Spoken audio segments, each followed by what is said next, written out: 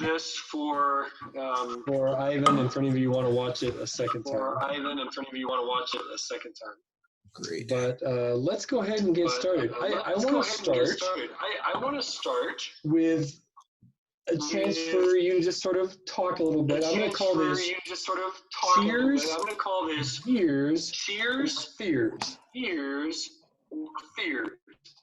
So what that is if there's something on your mind that you're really happy about, that's been really cool this last week, I want to hear that. If there's something that's really annoying and you're kind of mad about, I hear that. If there's something you're kind of worried about, you've been thinking about, it's been on your mind, I want to hear that as well. So I'll start off so you get an idea what this is like. My cheer is going to be that my son and daughter-in-law, who live in Seattle, got out just before the lockdown. My son and daughter-in-law, who live in Seattle, they're both working just before the lockdown. And here, and so we've got all these different office areas set up around the house, and in my little place, and Kayla's in her place, and Matt's in his place.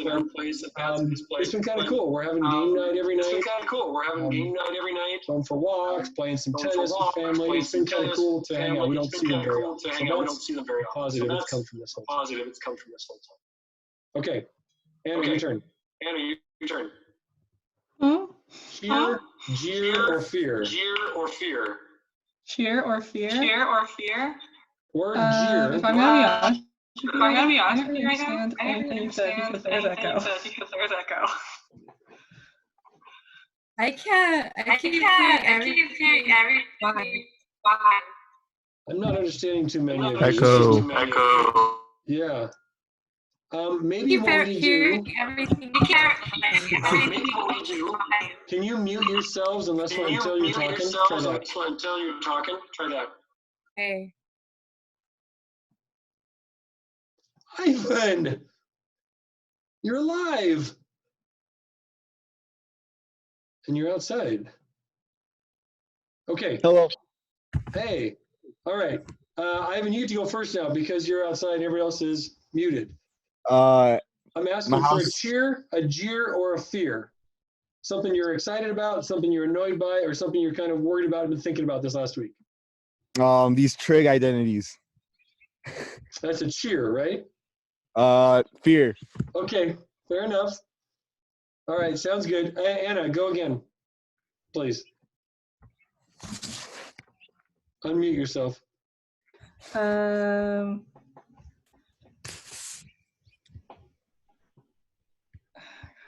Too early. Do we need to come back to you again? Yeah. Okay, Aiden.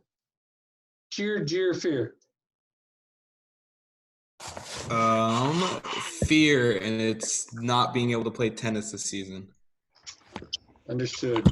Yeah, I did see. It's not going to help at all. The WIAA said if we come back in school in enough time, we can have state tournaments. But yeah, I saw that. Let's hope so. I don't think it's going to happen. I don't think so either. Lucas.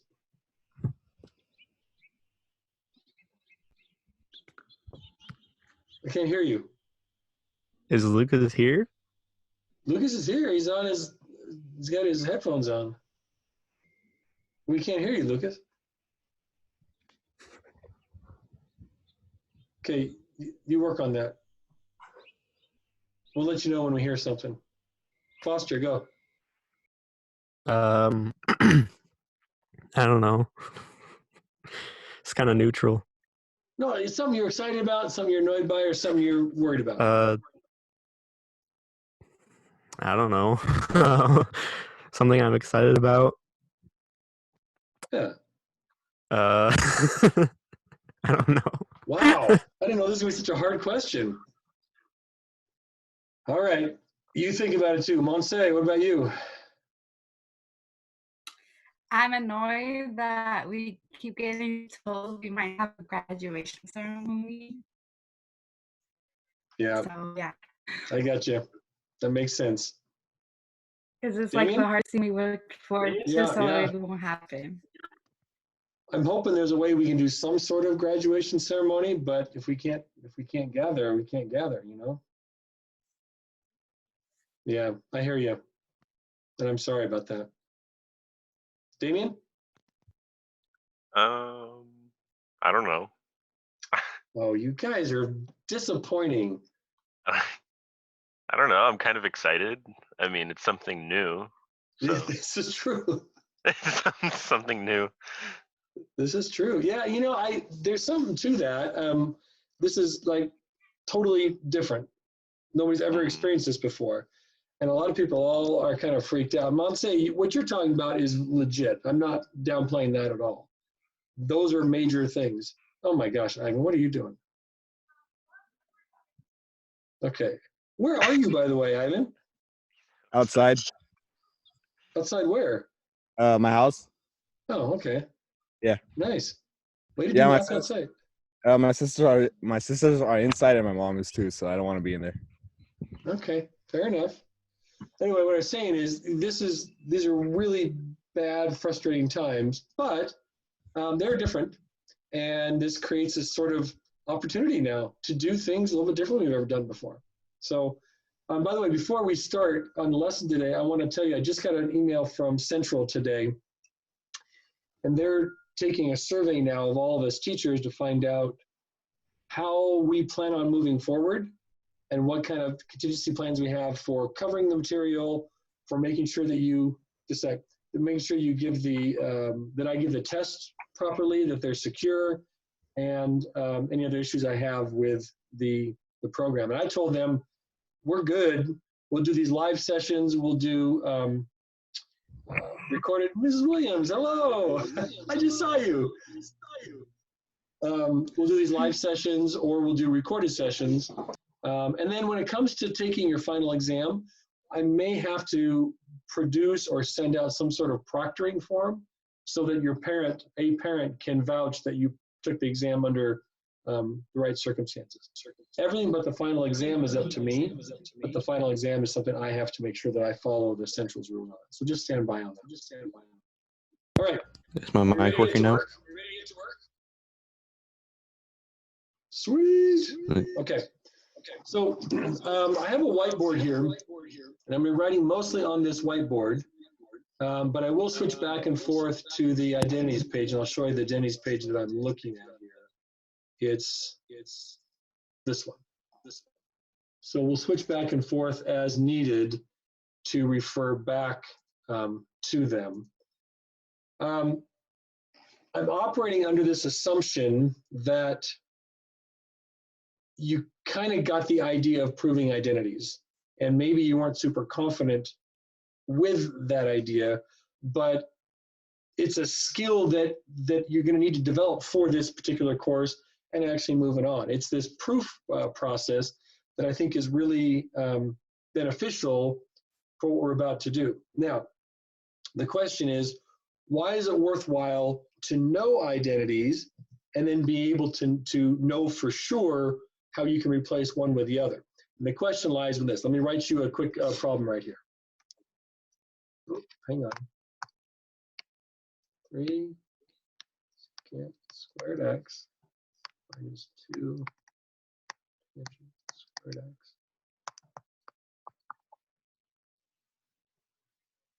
x. So this is an equation that's a trig equation. And you look at that and you're like, oh my gosh, are you kidding me? And that's a fair response. And just so you're clear, we're not going to solve that one until later on in the lesson today.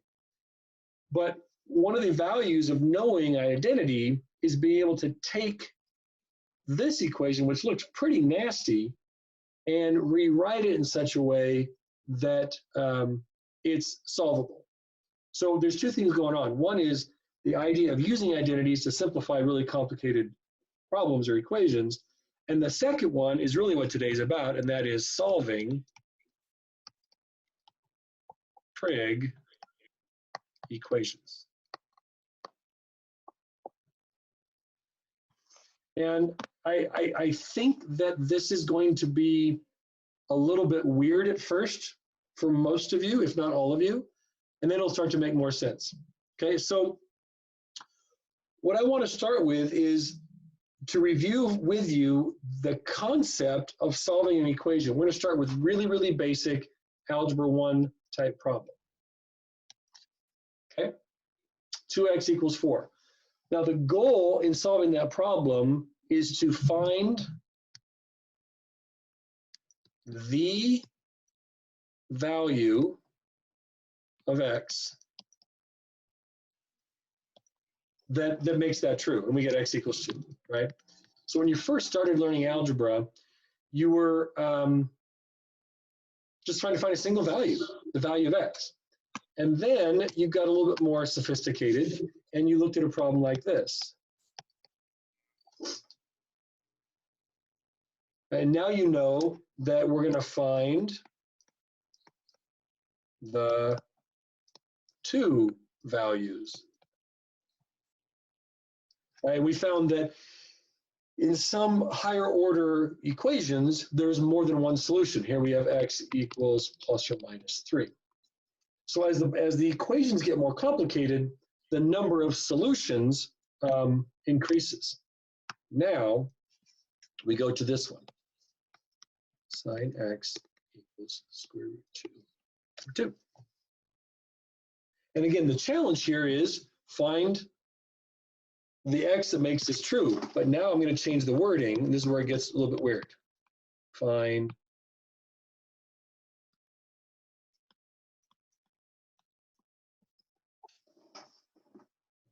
all values.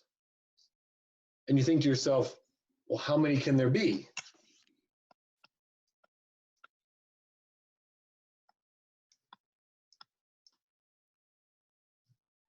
There's that many. Who knows why?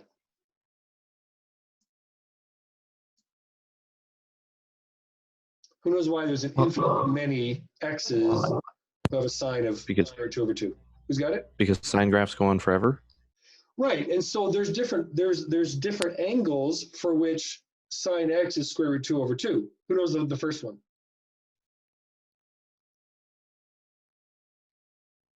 Unit circle, guys. What's the first angle whose sine is root 2 over 2? Pi over 4. There we go, pi over 4, cool. So we continue around the circle and we get to 3 pi over 4? But then it gets complicated because we continue around the circle, all the signs are negative down below, we get back to 2 pi, which is 8 pi over 4, then we go to 9 pi over 4, that's yet another value of x whose sine is square root 2 over 2. So what I'm talking about here is looking at a circle. Sorry, I'll make it right here in a sec. Move this over. I know it's not vertical. I'm looking at all of the angles for which sine is root 2 over 2. So there's the first one, there's the second one, but then we have one that looks like this, and we have one that looks like this, and it goes on and on and on and on. So there are truly infinitely many angles, therefore values of x, that solve that equation. So we've made a progression here from very simple to slightly more complicated to now infinitely many solutions. And all I want to do is I want to walk through, I've got 3 major example types today to show you of how we can use identities and this concept of infinitely many solutions to start solving trig equations. So let's begin with example number 1. Are we going to get to be able to go over the homework? Yeah, just remind me. Okay. And just let me finish writing this. Let me think about this for a second. You've got, yeah, so we've got 2 assignments from page 360, right? Mm-hmm. Yeah, let's do that. Can we do it at the end? Yeah. Okay, cool. I didn't even think about that. That's really good plan, though. I have a Okay, question. let's take a look at this equation. Now, we're going to not need to use necessarily any identities here. Let's just think about the process we go through to solve this for x. Who knows the first thing we might do here? And go ahead and speak up because I don't necessarily have, I can't see your hands raised always. what would be the first step in trying to solve this equation for x? Get everything on one side. Yeah, great idea. I would edit that comment just a little bit, Eric, by saying get all the x terms on one side, and maybe we'll push the square root 2 to the right side. I'll show you why in just a second. Let's do get our x's together first. Okay, so we have 2 sine x minus square root 2 equals 0. You know, I don't know why I wrote it like that. Let me make that. It's so funny that I wrote it that way. Probably because I typed it that way. I can do it like this. Okay? So now the next step obviously is going to be add square root of 2. And that's not always going to be our approach. The second example I have for you will show why that is. But now we have 2 sine x equals square root 2. What now? Multiply by 2. Or divide by 2. I'm going to go divide by 2. Yeah, I think that's what you get. Divide by 2. And lo and behold, you see what we have? That should look kind of familiar because that's what I just had over here. So now we're at that point, we're like, okay, great. I've got this sine equation. How do I solve for x? Well, one thing you can do, and I'm gonna give you a couple options here, and you get to decide what you like here. We can think of this as an inverse, right? But the problem with the inverse is this is only going to give me pi over 4. It won't give me any other values, and if you do this on your calculator, it'll only give you pi over 4. So there's 2 things we have to deal with here. The first thing we have to deal with is, the first thing we have to deal with is the fact that there is a second angle on the circle. And the second thing we have to deal with is the fact that we can go round and round and round and round multiple times. So let's put the second angle in here first. I hope you'll agree that 3 pi over 4 is the other angle. So a beginning trigonometry student will typically answer these 2 and think that they're done. Because look, I got pi over 4, I got 3 pi over 4, that's all there is. But we're not just beginning trig students here, and we know we can go beyond. So I want you to think for a second about what this angle pi over 4 really means. It means pi over 4, but it also means plus 2 pi. That's another version. That's going all the way around the circle like this to get to the equivalent pi over 4. And then plus 2 pi again gets me around the circle again. Then plus 2 pi and so on and so on and so on. So if I start at pi over 4 and then keep adding 2 pi every time, I'm going to get all of the possible angles that are equivalent or have the same terminal point as pi over 4. So the way I write that is pi over 4 plus 2 pi times some multiplier n. Now, this first day, I'm going to write down here where n is, whoops, hang on. Clean this up just a little bit. Where n is any integer. So once you think about that, integers are 1, 2, 3, 4, 5. So we're having, positive multiples of 2 pi. But 0 is also an integer. So we could have no 2 pi's, which means it's just pi over 4. But we also have negatives. So you can actually go backwards as well and include all the angles we get by rotating counterclockwise. So this right here becomes our first set of solutions to this equation associated with the pi over 4 angle. I want to pause just for a second and see if there's any questions on that process yet. We're feeling kind of okay, just a little bit about finding the first angle, then adding 2 pi a whole bunch of times. Okay, it'll get better probably before it gets worse. Now I want to look at 3 pi over 4. 3 pi over 4 obviously is this angle here. So we have 3 pi, whoops, 3 pi over 4. But then, you know, once again, I can go to 3 pi over 4. Then I can go to 3 pi over 4 plus 2 pi, plus 2 pi, plus 2 pi, and so on. And I can actually go minus 2 pi if I want as well. So once again, I write this plus 2 pi n. You don't need the parentheses there. And now this becomes the final set of infinite solutions to this original equation that I've got put in a purple box right there. How does that feel?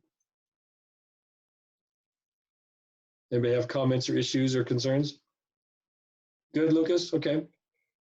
Anna, you're not loving it. So? So if we're solving that, do we have to put like the angle plus 2 pi times n for like all the angles? Yep. Yeah. Okay. And I don't want to get you too far ahead of where we are right now, but we picked 2 pi because that's the period of the sine function. If we were doing tangent, for example, we wouldn't use 2 pi, we'd use pi, because the period of tangent is pi. And there's going to come a time when we're solving these trig equations, even using a sine function, but the period of the sine function isn't 2 pi anymore. Remember, for example, when we did something like this,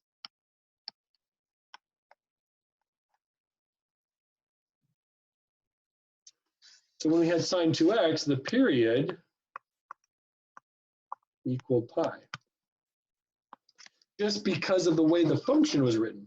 So if I was solving a problem where the period was something other than 2 pi, obviously I would have to change the period in my answer to something other than 2 pi. But 2 pi is going to be our default for the near future. All right, that's number 1. Deep breath. Can we move on? Number 2. Let's go to number 2. Number 2 is going to be sine squared x minus 2 sine x equals 0. Now, I have to tell you something about this. This problem could easily have come to you written like this.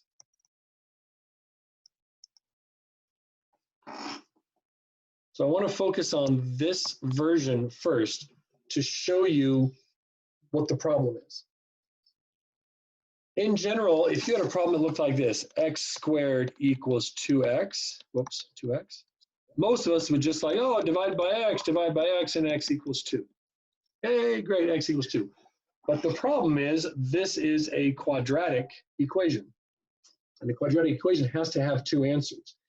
It will turn out here in just a second that the second answer to this is x equals 0. I'm not going to go back and review algebra with you, but if you look at the equation, you'll see that 0 squared equals 2 times 0. That's indeed true.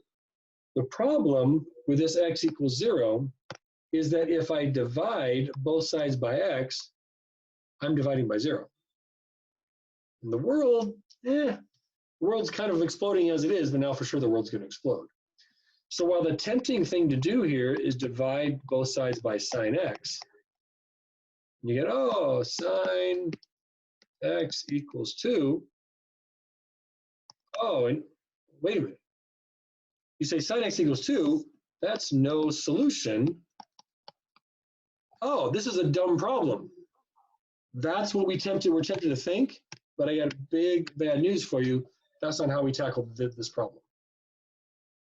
Because you're going to see over here now the problem with dividing by sine x. So Foster, this is a good case of where you said get everything to one side. When you have a quadratic equation or an equation with a fair number of trig expressions in them, you generally don't want to get everything to one side and use the zero product property. Does that ring a bell, anyone? Zero product property? It says if you have two things multiplied together and it equals zero, then one or the other of them has to equal zero. It's how we solve quadratic equations. I'll show you, don't worry, I got you. Just let me, please. I'm gonna look for a common factor here, and my common factor is gonna be sine x. Okay, so if I take sine x out of this first term, I have another sine x here. If I take sine x out of there, I get 2. So all I've done is I've found the common factor and factored it out. Now I use the zero product property to say that either this equals 0 or this equals 0. Sine x minus 2 equals 0. And you might recognize that over there. So this one will turn into sine x equals 2. But now you see we have these two equations. This one certainly is impossible because we know that sine can never equal anything bigger than 1. But we still have this solution here, which wasn't present over there. And the problem, again, lies in the possibility that sine x could be 0, and we might be dividing by 0 and making the world explode. So every time you're tempted to cancel something out by using a trig equation, just remember that you might actually be dividing by 0, and let's not do that. So now the question is, what are all the angles whose sine equals 0? I'm going to ask this of you now. You tell me. I don't know if somebody's talking. I can't hear you. Pi over 4, pi over 2. Sine is the y coordinate. Pi. There. So pi. I like pi. What about 0 though? Yeah. Anna? Oh, right. We don't. Oh, the number whose name shall not be spoken. Right. 0. You have to write 0. Yeah, you can't just say. So let's start with 0 works. Pi works. Where else? Let's just keep going. Let's make a list. 2 pi. 2 pi. Good. Where else? 20 pi. 3 pi. 20 pi. Awesome. 3 pi. 4 pi. Do you see the pattern? 100. Any pi. 100 pi. Any pi. Any pi. Well, not any pi. Like half a pi won't work. Are you serious, Lucas? Any integer pi. Any How full about int pi. x equals n times pi. Any pi. That's what I was saying. Oh, you were making it funny. I like it. No, it's good. It's good. Way to go. Yes, n. Oh my gosh, that wears me out. N pi. And now I just want to point something out. You notice on the last page, I wrote over here, I wrote 2 pi times n. And this time I wrote n times pi. It doesn't matter how you write it. It's just that n to pi looks weird to me, but n pi looks fine. So that's the only thing I'm doing. I'm not trying to be fancy. Okay, quick check. Any questions about this? Yeah, one more example to show you. This seems suspiciously easy. Well, yeah, they are to begin with. And then they're going to get really difficult. But I thought I should start with some easy ones so you can look through it. Yes, but you are wise beyond your years, Hannah, for understanding this is not going to be easy for you. So now I want to go back to the original problem I started with. And that was this one. So let me write this again. 3 secant squared x minus 2 secant squared x minus 2 plus 4 equals 0 squared x. So clearly we have a problem here, right? We don't know how to solve secant squared and tangent squared. What do you think?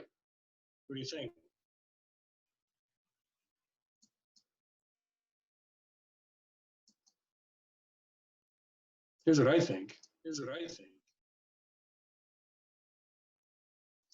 I think we have a list of identities, one of which includes secant squared, and how it relates to tangent squared. And look at the second Pythagorean identity there. It says you can replace secant squared with 1 plus tangent squared. So let me do that. And Anna, this should make you feel better. This is a little bit more difficult than the last one. So I'm going to take just this and replace it with 1 plus tangent squared x. So I have 3 times 1 plus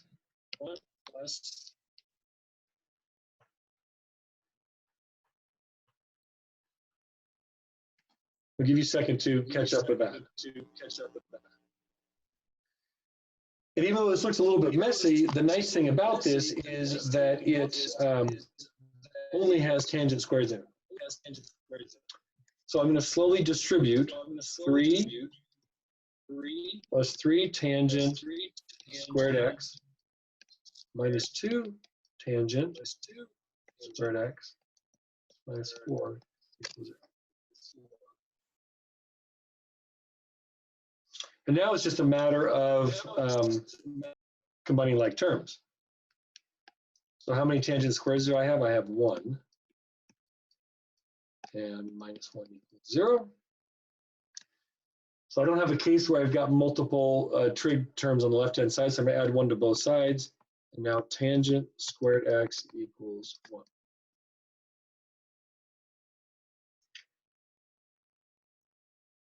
So at this point, you should be,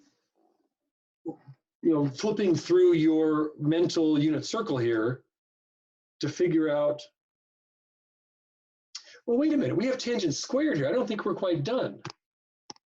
Shouldn't we solve for tangent? So I'm going to take the square root here.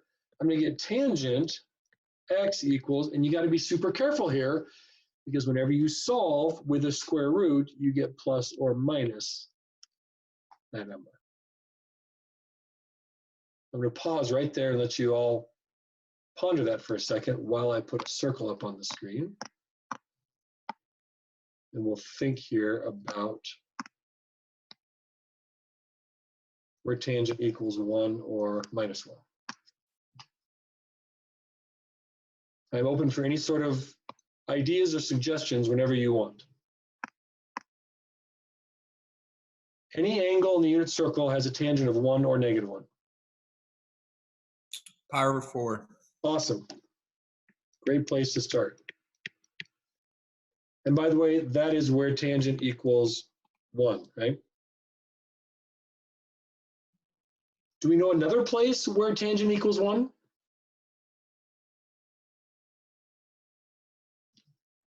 All students 5 pi over take. 4. Who said, what was it? 5 pi over 4. Right, down here. Yep, awesome. 5 pi over 4. Okay, so we've got 1 in quadrant 1 and 1 in quadrant 3. What about up here and here?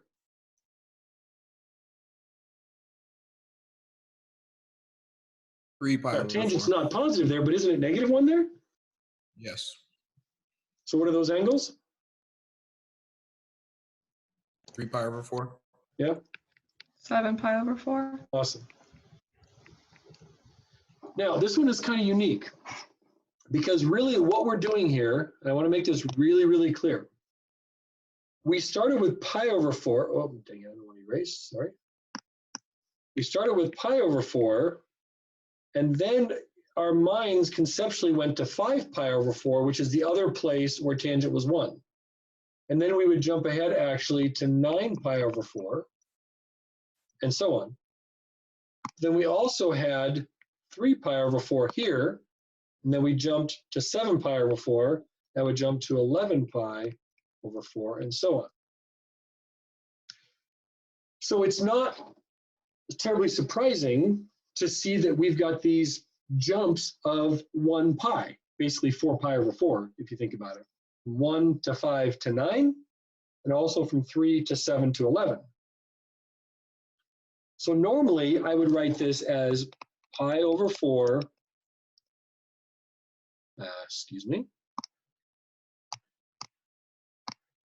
plus, why am I writing like that? I can write regular pi's. N times pi. And then I'd write, so that's all the values that, that make tangent 1. And I can do 3 pi over 4 plus n pi also. So that's perfectly acceptable to write, but do you see a better way of writing that, or maybe a faster way of writing this, a pattern? What's the difference between these two, and then these two, and these two, and these two, and these two?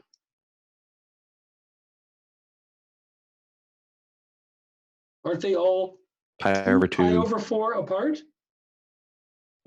Which is pi over 2? So actually what I can do is I can write here's my answer, pi over 4 plus pi over 2. And my answer to that is does not have a period of pi over 2 because there's something funky in the tangent function. It's just because I recognize the pattern, and this, in my opinion, is the easiest or shortest way to write the answer. If you want to write the answer here, that's totally fine. All I'm going to care about is, can you generate all the answers to this equation? So if you want to do it with the shorthand, the shortest notation, that's awesome. That's how you typically see the answers. But if you want to see it with a little bit longer notation, that's fine too. Okay, questions about this process? A little bit more involved. And yes, Anna, it does get harder from this even. But I'll say that for the fun on your homework assignments. You know I like Can you explain the step between like the 3 times 1 plus tan squared x, and then, or how'd you got the 3 plus 3 tan squared x to just the tan squared x minus 1? How do I get from here to there? Yeah. Okay, I combine these like terms. I have 3 tangent squared minus 2 tangent squared gives me the 1 tangent squared. Does that answer your question? And then 3 minus 4, maybe minus 1. So this led to this, and the blues led to the blue. Is that okay? I don't have my, hang on a sec. I don't have my, are you telling me that that's okay or no? That's good. Okay, all right, sweet. Anybody else have questions about this process? So that's all I have for now. I think what we should do real quick though is take out your books. I hope you have your books handy. I'm not going to do any of these problems for you right now because where's the fun in that? But I do want to look at them so that you can kind of get a sense for where it's going to get a little bit crazy. So I'm on page 370 looking at 8 and 9.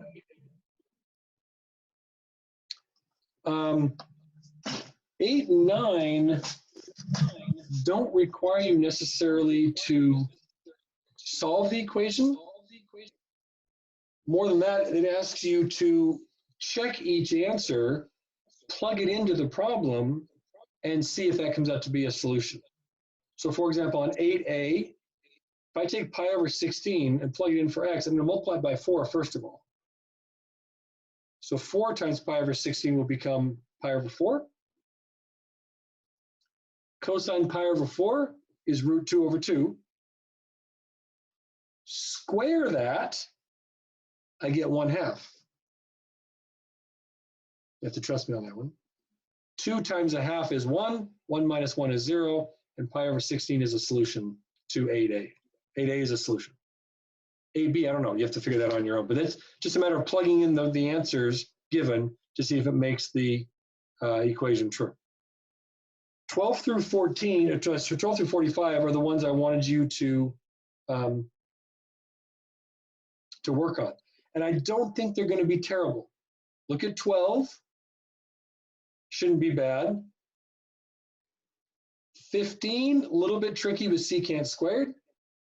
But I'll remind you that secant squared by itself is just 1 over cosine squared. So you can always turn the equation into a cosine problem, solve with square roots, and continue from there. 18 is sine squared. I think it's the same kind of problem. 21 looks like maybe it's a factoring problem. Can you see that? Common factor, take out the cosine.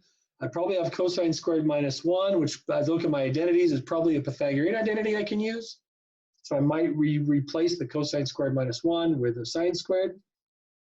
24, you just got lots of secants and cosecants. I turn those all into sines and cosines. But try to get them probably on one side and use factors. 27 is a quadratic.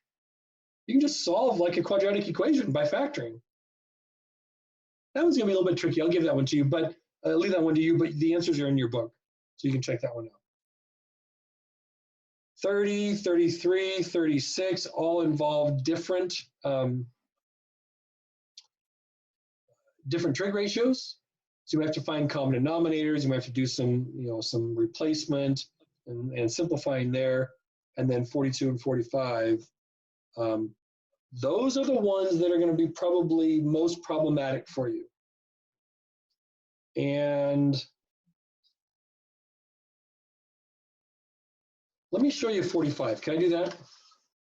I'll leave you 42 on your own. Let me show you 45. I think it's worth going through this. And then we'll go over the last assignment, Anna, or last assignment. Let's go 45. 3 tan pi over 2 minus square root 3 equals 0. And the reason why I want to show you this is I mentioned before that when you change the function like this, you likely get a different period. So let me just do some algebra. I'm going to add the root 3 to both sides. So I have 3 tan. Doesn't the book say tan x over 2? It does say x over 2. That would be silly to put pi there, wouldn't it? Yeah, good call. Divide by 3, I get tangent of x over 2 equals root 3 over 3. So the good news, bad news here. The good news is we should recognize a tangent of root 3 over 3. Do you remember what angle has a tangent of root 3 over 3?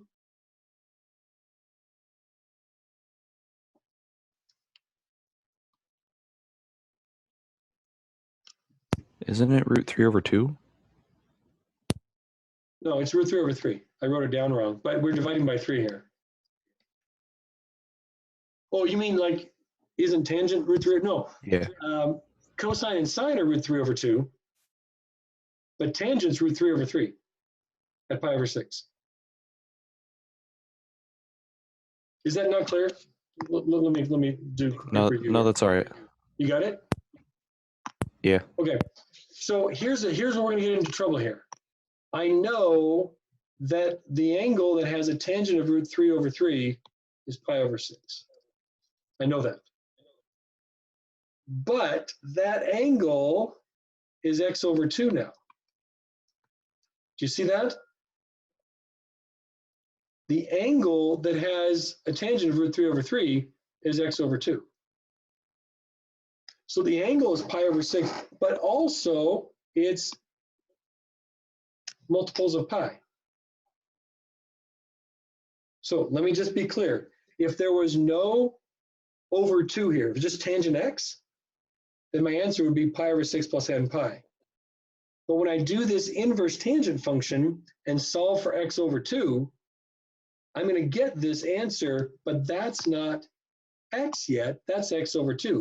I still have to multiply both sides here by 2. So x, the thing I'm solving for, is going to be, look at this, that's going to be pi over 3. And this is now going to have a period of 2 pi n. So my point in showing you this is, I told you before that tangent problems are going to, by default, have a period of pi, except when the function or the expression changes. And we know that this dividing by 2 thing leads to a doubling of the original period. So that's going to be tricky, and you're going to have a problem. I think 42 is going to be the problem that's going to be also equally tricky. Hey, that's fun. Yeah. All right. Should we look at the last assignments? What do you want me to do? Do you want me to just read off answers, or do you just want to ask me certain questions? I'll give you the answer. How about we do that? I'm on page 360. Well, I won't waste anybody's time if you don't want to hear them. I'll just read off answers right now, and then if you want to go over some in detail, we can. But I don't want to keep you longer than we need to. Page 360, any questions you want to have answers checked on?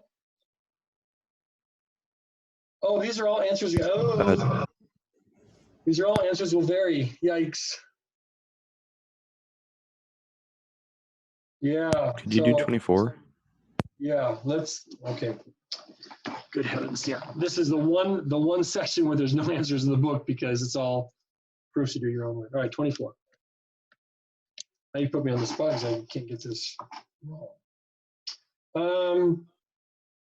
So we have cosine x and minus cosine x over 1 minus tangent x sine x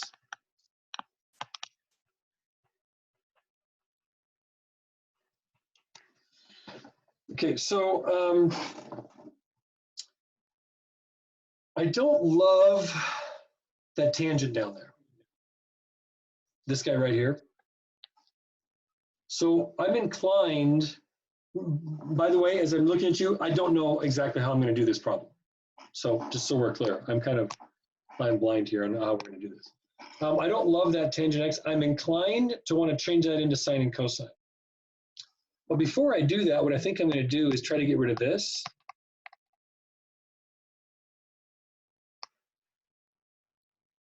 If anybody has a better way of doing it, I'm totally open. I'm just sort of thinking my way through this here. It's going to leave me with sine squared x minus cosine squared x on the bottom.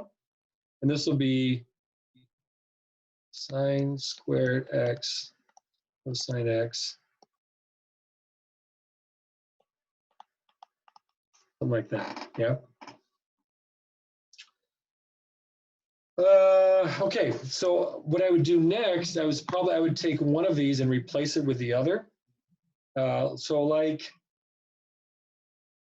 let's do this, replace it with 1 minus cosine squared. So it's 1 minus 2 cosine squared x. I'm not really sure that's going to help. I'm not sure we got anywhere there. Let's see what happens over here. I'm going to write this as 1 minus sine x over cosine x. And to simplify that, I'm going to write this as cosine x over cosine x. See what I've done there? And I'm going to multiply, so now I get cosine x minus sine x over cosine x. And all of that is all in my denominator. So this is all under cosine x. And if I'm losing you, I understand. I'll explain.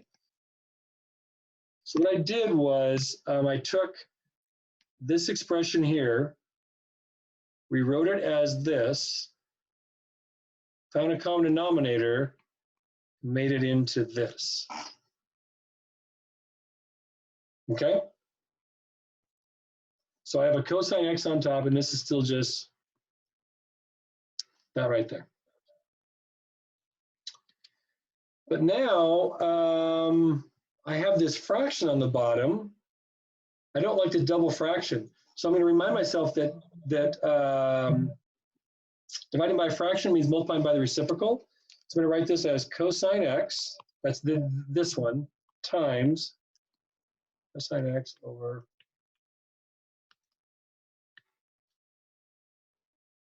which is going to be cosine squared x over, and that's a minus, and this is cosine x. Yikes. This is a bit of a mess. Let me get myself organized here. I got to go to work here. So what I'm doing right here, as you can tell, is I'm trying to sort of feel out both sides of this to figure out what's going to be my best option. I'm going to move up over here now. And I feel like I might want to, maybe make this over cosine x minus sine x. So let's see what I get here. I get cosine squared x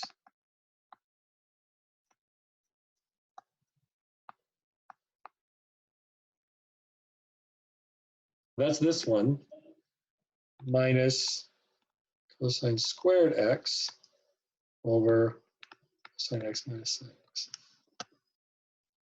So what I'm getting to now is I think this and this will cancel out. I have minus cosine x sine x over cosine x minus sine x.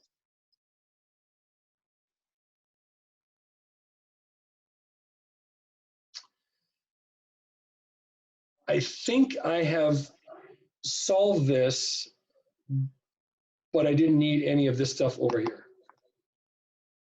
Because the left side of my identity is now this. And look at the start of my right side right here. Do you see I've got cosine and sine on top? And the bottom looks very similar except for the minus sign. So what if I took a minus out of the bottom? If I take a minus out of the bottom, I switch the order. Do you see that? The minus times that makes minus sine x. That makes plus cosine x. Take a minus out of the bottom, and I make the top. Now these cancel, and that, I think, is that right there. So in retrospect, none of this was useful. But I don't want you to panic. We don't know that going in. I didn't know it going in. So how was that? Was that kind of mind-blowing? I wasn't watching your faces while I was doing it. I kind of got into it. Were your faces awful? Yeah. Yeah. You missed the crying. Okay, you're smiling to hide the Too tears. much. Those aren't tears of joy in your eye when you see that it works? So They're much tears of, more. are you into the tears, jeers, and fears now? I had literal tears yesterday. Fear, I hate this, everything about this. Cheer, I know this has to be over in a few minutes. Oh, I'm not yeah, my saying- fear. Yeah, I got to this problem. Yeah. And I didn't even try. it was terrible. And then I was Yeah, like, Yeah, I okay, looked at it. I'll just go look for like 23 and 25 in the back of the book and see if they're similar. And then This says I answers may see vary, right? answers may vary. Right, yeah. This is the fun part of this, yeah, for sure. So look, my whole point in this is that you don't always know where you're going to end up. I actually thought we were going to convert both of these together. And I went down to the first row and I'm like, we didn't get really very far here. So let's try the other one. I start getting, I'm like, hey, there's cosine. Oh, look, now it works. That just comes with time and experience. That's all I can tell you. Usually, you're going to find those are a little bit difficult. I didn't love the instructions from the book that said to use a table feature of a graphing utility. I want you to do it. So this I think was unnecessarily difficult because just checking with the assignment.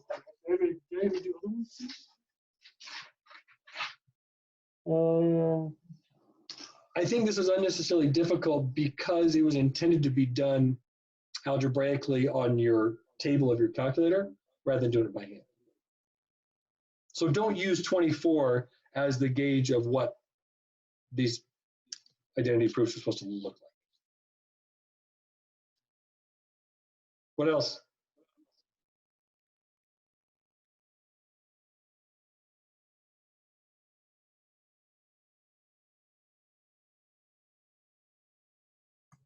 $34.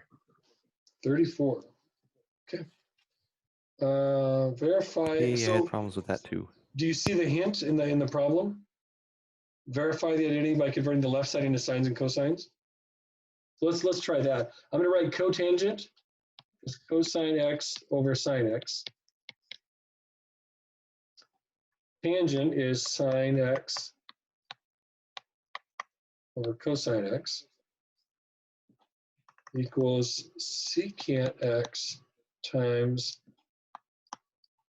cosecant x. Okay. Let's leave the right side alone for now. Okay, because I'm following the instructions here. We're converting the left side into sines and cosines. So, are you okay with getting common denominators here? Which means cosine x over cosine x and sine x. You okay with that? I think The that's whole like as thing far as I over got. sine x cosine x, and I have cosine squared as sine squared x. Well, now I think I have to go to the right side and work on this as well. So let me see where I get. I mean, I can do a little bit of simplifying here.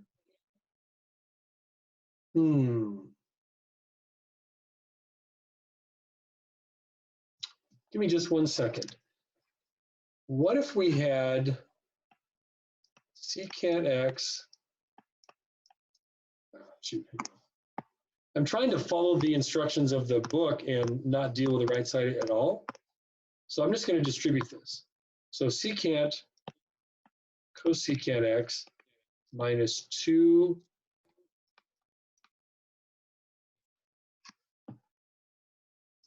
okay. I know that cosine squared is 1 minus sine squared. Right? Trying to use those Pythagorean identities the best I can. So my numerator is now going to be 1 minus 2 sine squared x over sine x cosine x. Again, still trying to leave the right side alone. Now, what I can do here, and I hope you'll agree with me, is I can split those two, split the numerator apart, which I can make this as 1 over sine x cosine x minus 2 sine squared x over. I'm going to pause right there and have you just check my work and see what you think. I've stayed on the left-hand side. I know I distributed the right side out just a little bit, but I've stayed on the left side working only with sines and cosines. And I've really just taken advantage of the reciprocal identities, which was kind of obvious, and one of the Pythagorean identities. But I know that if I had, I'll erase this in just a second, but if I know if I had this, I could combine them with a common denominator into that. So I'm just going the other direction. Why is this useful though? Because 1 over sine x, actually let me start this, 1 over cosine x is secant x, 1 over sine x is cosecant x. Check. Here I have sine squared on top, but a sine on the bottom. So that sine is going to cancel with that one. I have minus 2 sine x, and 1 over cosine x is secant x. Check. So I didn't have to mess with the right side unnecessarily.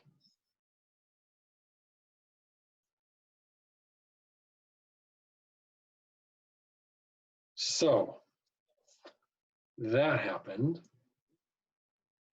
We've been going an hour, guys. I don't want to keep you much longer. I know it's a little hard to stay real focused for that long.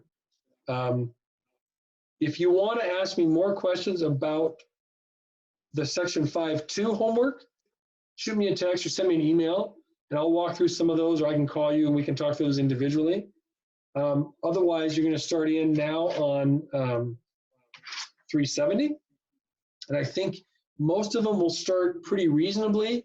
It might get a little bit more complicated. And then by Friday, you're going to have a worksheet, which will be a different set of problems you can take a look at, all in the same concept, though. I want to remind you that on the website, I've uploaded these same worksheets, but that document on the website also includes all the answers on it. So I gave you a worksheet with no answers on it, just the worksheet. But if you go on the website, you'll find all the answers there as well. And those will have answers. It won't be answers may vary. They will have answers for sure.